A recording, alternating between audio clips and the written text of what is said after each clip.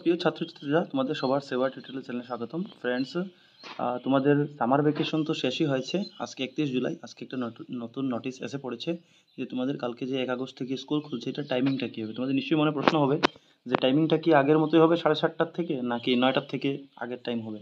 তো দেখো, এটাই বলছে এখানে।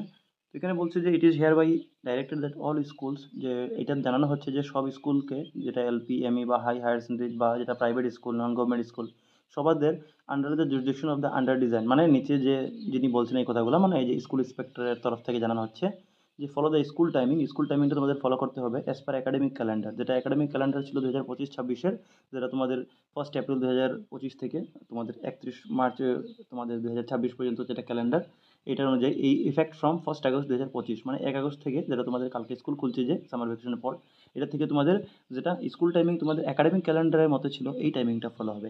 এর মানে কি, একাডেমিক ক্যালেন্ডারে তোমাদের টাইমিংটা ছিল 9টার থেকে। তো সকাল 9টার থেকে হবে, 9টা 15 থেকে ক্লাস স্টার্ট হয়, কিন্তু 9টার থেকে টাইমিংটা হবে।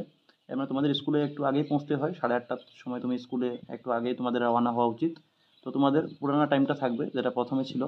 আর এখানে আরও বলেছে দ্য আর্লিয়ার অর্ডার নাম্বার, একটা মাঝে একটা অর্ডার এসেছিলো, একটু গরম যেহেতু বেশি পড়েছিল, তো তোমাদের জুন মাসের 10 তারিখে একটা অর্ডার এসেছিলো, যে ওই অর্ডারটা অনুযায়ী তোমাদের 7:30টা থেকে স্কুল ছিল, ঠিক আছে।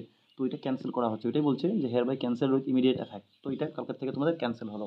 এর মানে তোমাদের পূর্ণ টাইমে এখন স্কুল যেতে হবে। All heads of the institution are directed to comply accordingly, মানে প্রত্যেকটা কাছাড় ডিস্ট্রিক্টের প্রত্যেক স্কুলের যারা হেড আছেন, যারা হেড টিচার আছে, ওদের বলা হচ্ছে যে এই অর্ডারটা ফলো করার জন্য, ঠিক আছে। তো এই অর্ডারটার মানে কি এসেছে অনেকেই বুঝতেই পারেনি, তো আমি আপনাদের জন্য একটু সহজ করে দিলাম।